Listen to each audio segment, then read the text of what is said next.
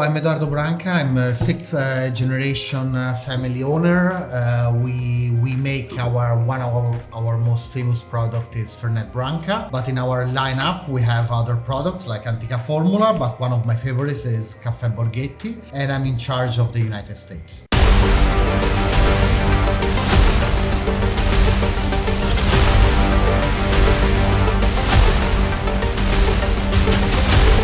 Hey guys, I'm Sly, and welcome to another episode of Shot Ones, where I get to speak with industry leaders across every category, from whiskey to tequila to gin to espresso liqueur. So do you know how the show goes? Yeah, a little bit, kind of. A little bit? There, yeah. Okay, we gave you a little bit of forewarning. Just relax, sit back. I'm going to have you choose the foods. Okay. Usually I'll choose the foods, but there's one in here that I don't want to eat, so I'm going to have you choose them, and I'm going to play a little Russian roulette with myself. Okay. And see if it works. Let's see if it falls in there. So I'm going to ask questions. We get to enjoy the food. We get to sip.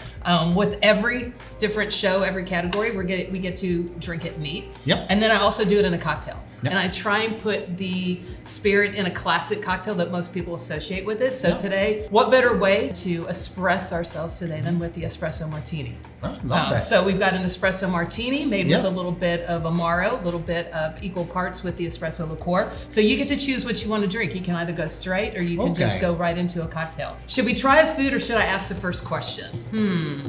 What do you think? I will try a little bit of food. Dive and then, in. Okay, yeah. you choose. Here goes the Russian roulette part. Okay, choose which one. Choose. I it. think I'm going with a little. I think it's protein. That's Okay. just to. Let's do a little protein. Yeah. Okay, I'm gonna go for a big piece because I always go big. Let's see. This is good. It's good. No. I don't feel any spice or anything kicking in. We definitely know it's beef jerky. Yeah. Not too bad. No. Okay, I might keep nibbling on that one. Okay, so with that one, the Borghetti Cafe Espresso Straight. Yeah. Cheers. All right, cheers. It's not spicy at all. I get a little sweet actually. Yeah, me too. And a little bit of alcohol kicking in. It's fantastic. Okay, so let's talk about the espresso trend. It's Yeah. everywhere, right? They call it what? The new Moscow Mule? Yeah. If you don't have an espresso martini on your menu, you're missing out, right? Was the top drink in 2024. Do you see it continuing in 2025? I believe it's going to be a drink here to stay. And there is a couple of reasons, and here I'm going to highball a little bit, but I'm a parent. I have two daughters that are small. On Saturday and Sundays, where you spend the whole day with your kids, you're around 5-6 p.m. where, you're tired, you just want to, sit in a corner and start crying because they're kind of tough. And, having a little bit of an espresso martini where you have the vodka with a high alcohol percentage inside. Yep. And then, to have the espresso, the Caffè Borghetti gives you that energy boost that you have inside because, here inside the Caffè Borghetti is not like flavored coffee.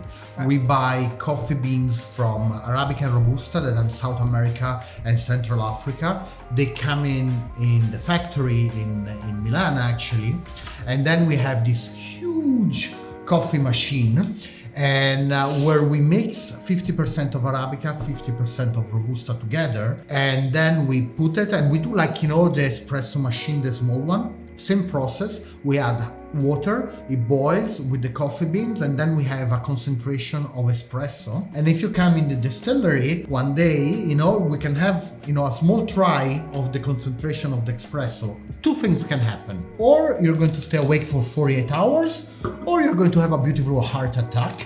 But that's going to be pretty much what's going to happen. And it's fairly simple. Then we add water, a little bit of sugar, and then we let it rest for 2 months, and then we bottle it. And I think this is one of the reasons why I believe it's going to remain. Is first of all because you have real espresso inside, so it's going to wake you up. And as well, I think a lot of people, they're kind of going out from that vodka and energy drink. And, I will not say that it's healthier or things like this, but, there is more alcohol content as well. So, people tend, they finish one espresso martini, they have a big smile on their face. And I think for this reason, I think it's one of those cocktails that is going to be, is going to become one of like a Negroni, a Manhattan. I Black It's here to stay with the yeah. Moscow Mule. Yeah. It's here to stay. What's so good about it is even for the cream drinkers, there's so many different variations of espresso martinis. That's been the fun part. Yeah. And seeing this trend, and especially with cocktails, seeing its different applications on menus, whether it's adding cream, whether it's spirit forward. You know, a lot of people like a little creamier and can do Irish cream Yeah. with it, or just for the sweeter drinker, or just for that spirit forward whiskey. Yeah. You know, like you said, your wife, you know, likes it with vanilla vodka. Yeah. So there are just so many. You could do tequila, you could do an anejo, you could do a rep. So there's so many different applications that you could pair this with any really spirit category. What's funny is I did a fantastic one, and most people wouldn't know, with a gin. And we did a little bit of the Borghetti with gin and some lavender, and we brought out the floral elements. And so its versatility is just beyond, it's just what you can imagine. Yeah. Right? It's just the intent of how we want to make it, but so many different applications with You that can do flavor that people just don't realize. And so here's a question for you, and you might have to think really fast. Tell us one secret or one thing that not a lot of people know about you that you can tell us today. Okay. Oh, wow. That's a very big question. You can take a sip of straight. No. Why don't you take I'm a sip, drink. and then maybe I'll choose the next one while you're thinking about that one. Why don't we do this right here? Why don't we take one of each? And that, again, that'll give you a little bit of time to think, like a good secret that no one knows about you. Make us fall in love with you. Oh, to fall in love with me? I don't know. You know, I'm lucky enough that I'm 6th generation with a family business run. It's not a big secret, but you know, by the way, this is good. It's really good. Yeah. It's a chili, so if you try this straight, the chili goes great with the coffee. Okay, I'm going to try Just that saying. one. But there is one personal thing that, you know, being an Italian, a lot of people say, you know, I should love cars and be a good driver. I'm not, and one of the things that you know, I'm not a very good driver. I'm a very good barbecue cooker. Okay. You know, I used to live in Italy. It was, you know, one of the things that I loved the most during the summer period. You know, from May until September, I will cook every Saturday or Sunday. I will have quite a few, you know, espresso shots with myself. So I don't know. I always remember the start. I never remember how I finished the barbecue. But you know, those are a couple of things that nobody knows. That, you know, if you put me in front of a barbecue, I will spend there like the whole afternoon cooking and then just drinking shots of Borghetti. I would say, so we already have one thing in common, because sometimes I like to party with myself too. Okay. So there you go. It's funny when you see a rise of, let's say, a trend like an espresso martini. In the market, there were very few brands on the market. Then you see a trend come about, and then you see everyone wanting to ride it, right? And coming out with espresso liqueurs or espresso flavored vodkas, whiskeys, everything's infused with the flavor, right? Can you tell us a little bit how you think, or what you would want people to know about what sets Borghetti aside from all the other brands that are trying to kick open the doors and bust into the scene of the espresso liqueur trend? So, you know, we were lucky enough, and so here I'm going to take a long answer. We didn't jump off the wagon. You know, we were lucky enough that the brand was born in 1860, created by Ugo Borghetti. He used to be a bar owner, and they were starting to build this railway in 1860 from Ancona to Pescara. And there were a lot of workers, and you know, he had a cafe bar sport, and so it said, you know, because there were workers, and of course we're not speaking about 2025, but we're speaking about 1860. You know, the people were cold and things, so he was trying to make something that will give them a little bit of a pick-me-up. They say the story, the fantasy, that is like because he want them out there, so he want them to work a little bit more quicker, and I wanted to get them a little bit warmer as well, so he created the recipe of an espresso, and so real espresso, as I was saying before, but adding a little bit of alcohol inside, and he would go up there to the workers, and he was giving them small shots, and people really kind of enjoyed it. And so, you know, you've been working in the industry for a long time, you know, and you have phases. Only 21, Ed. Yeah, I know. 22. 22 one year of Ed. experience. and you know, you have fashions that they come and they go away, but with Caffè Borghetti, you know, is a product that if you come in Italy, every Italian is drinking Caffè Borghetti. So we have our niche market, then it can go up, it can go down, but always going to stay there. And we have our own recipe. We never change it in 160 years that we're being around, you know, and we're very proud of it. And, you know, there is people that can come in, but I think, you know, when they come in, there is going to be something else. we're not going to change. We're going to be there in 180 years time. And we know that we have our own market, can grow up, grow down, but we're always going to be there, and we're going to be there for our consumer. In Italy, there is a cocktail culture, but is nowhere near the UK or the United States or Australia. And so in Italy, the way that we drink Caffè Borghetti is drunk, we pour shots like this, and then in front of, normally, we are soccer fans. So at the stadium, if you're going to a stadium in Italy, there is number one selling alcohol product is going to be beer. Second alcohol product that is sold the most in all the stadiums all around Italy is Caffè Borghetti. Really? Because they will pour it down and they will shoot it. And because, of course, we do a lot of chanting during the football matches. And of course, caffeine, alcohol, and sports, and the three of them, they really merge together quite a bit. So, you will have people drinking a beer, having a shot of Borghetti, and then, kind of is their pick-me-up. So I think, yes, there is the espresso martini here in the United States, in the UK, in Australia as well. But I think a Caffè Borghetti is amazing as well. If you drink it neat, a couple of ice cubes if you want to sip it. I think there is different ways of drinking it.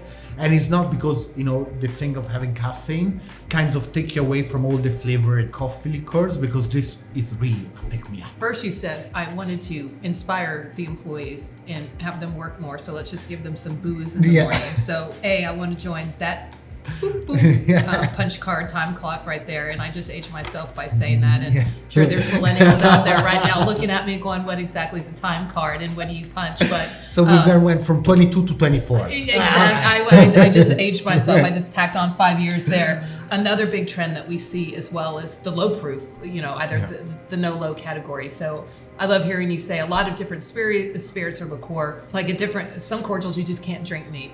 But this is only, 25%. So you can enjoy it neat. You can do it with a little coffee or, just with a mix, and so it still fits that no low trend as well. Or you can add whiskey, tequila, and what have you to give it a little, if you want to, give it a little, punch in the stomach and kind of, jolt it up a little bit. You know what I'm going to do? I'm going to do something really, really daring, because I was like saying, don't choose it. I think I'm going to choose it just because. Okay. Just because. I hear chanting in the back, and either like that's the demon voices in my head saying do it. So I'm going to, and it's, okay, I'm going to choose this. Okay. But what I'm going to tell you is I have seen this before. So I wouldn't put the whole thing in your mouth. Okay. You may like it because, like I tell people, the cocktails, what's sour to some, it may not be, and what's sugary to the so I'm just going to go all in here, right? Okay. Okay. Oh boy, here we go. Ready? Keep it close by. We'll see how. Oh yeah, there's that flavor. Can you pick it out? Do you know what that is? If you hold your breath, it doesn't taste as bad if you hold your breath. No, but it's good. I like it. Really? Yeah. Oh. Actually, I'm going to have another one. Oh yeah. But really? Yeah. I like it a lot, actually. Well, this one has a lot of flavor on it. If you like to keep snacking on that. But if I may. Yeah. This is, no, really. I really like it, actually. It brings me back to my college days. And I cannot say why I was snacking on those ones, but it's good. Okay, in your college days, were you the one doing the sardine shots? Yeah, pretty much, yes. No, actually not. I was doing Fernet shots, and everybody was hating me for that. Oh, boy. Yeah, that's... Ooh. No, yeah. Ooh, this is good, actually.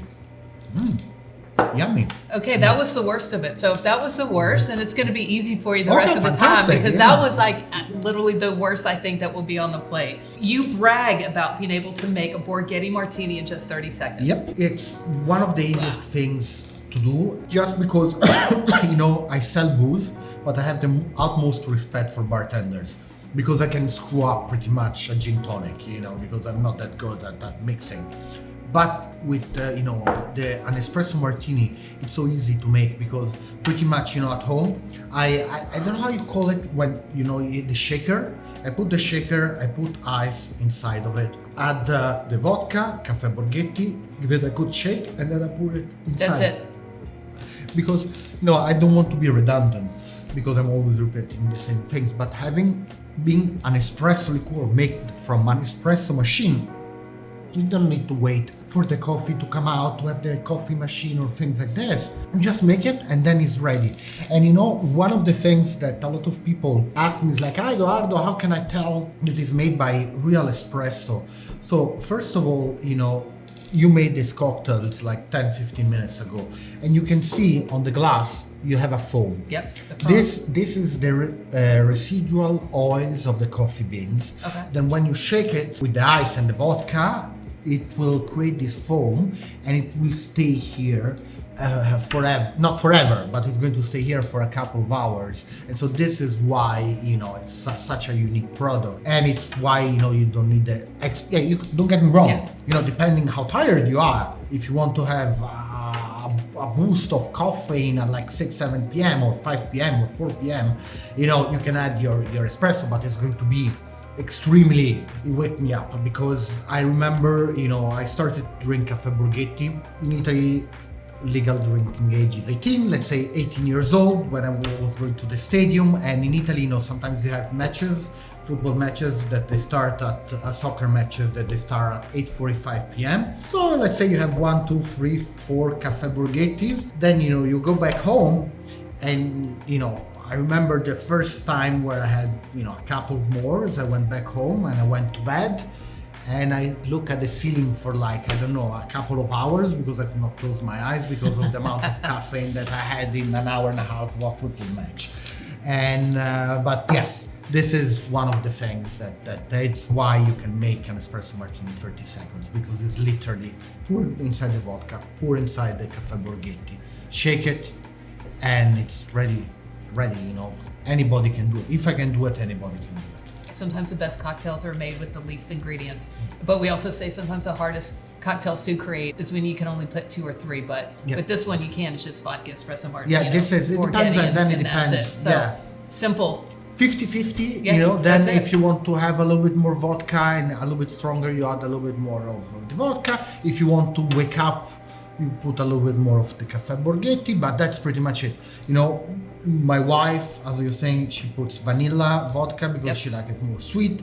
You put cream inside, and then you shake it. You put the vodka, the Caffè Borghetti, a little bit of cream. You shake it. It's going to be a little bit more rich. Sometimes my wife have a girls' night over, and she puts me in the kitchen to make them. I make them with the cream because they all love it, and they can down a couple of bottles in when I You know what I've done with this also is a limoncello.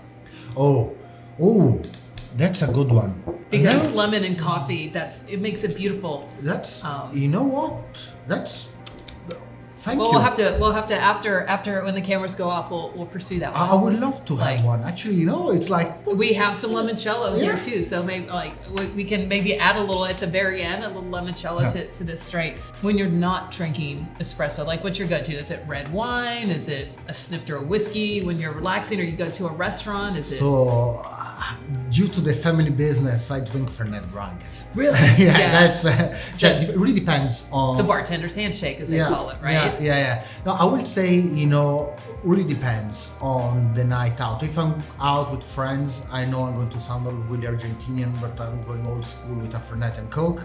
If it's a Friday at lunch, I will have a Manhattan. I love Manhattans. It's my cocktail to go. Yeah.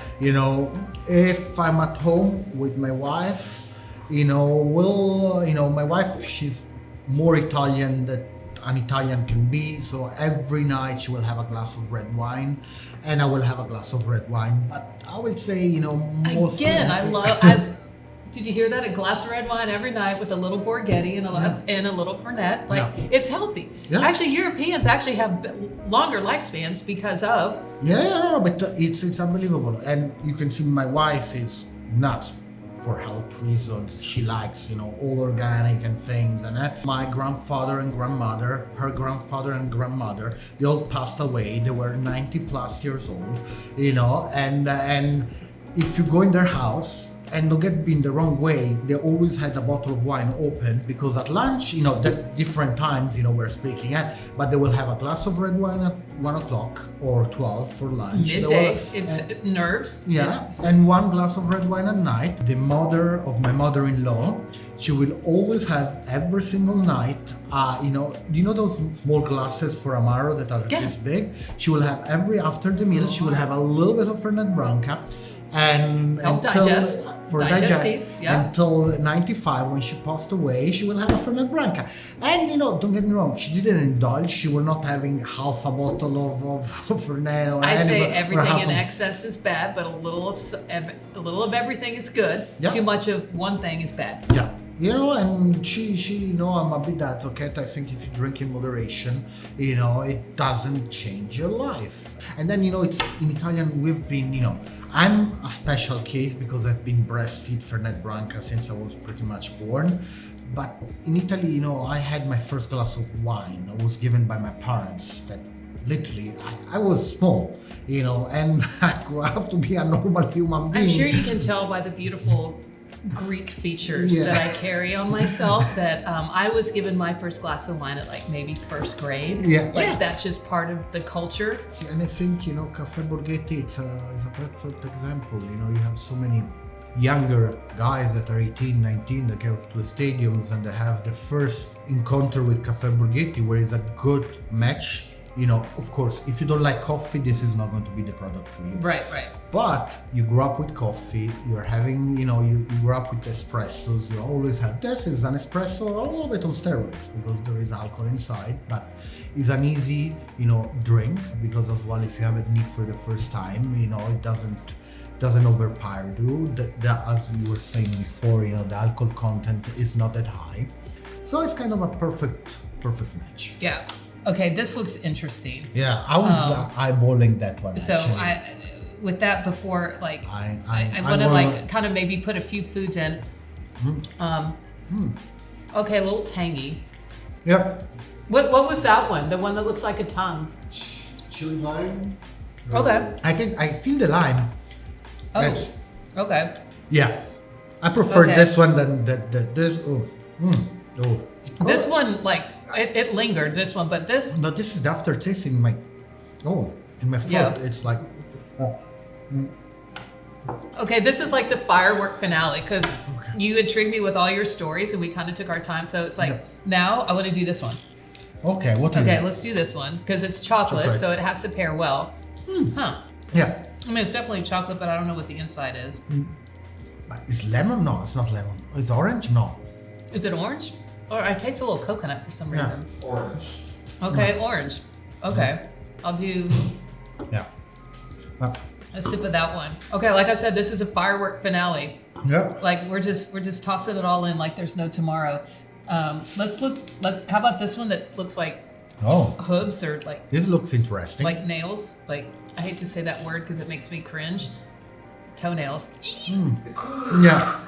Okay, you need to wait a second and then it's going to hit you a little bit. It's not very hot. It's hotish. I still can't believe you like this one, Ed. I loved it. Oh my god. It brought me back to college days. I don't ask me why. Okay, and then let's go for one of these. Okay, these we know it's wasabi. Oh, this hit me a little bit.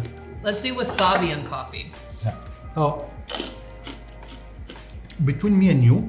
What's been your favorite so far? So I love this. Oh my.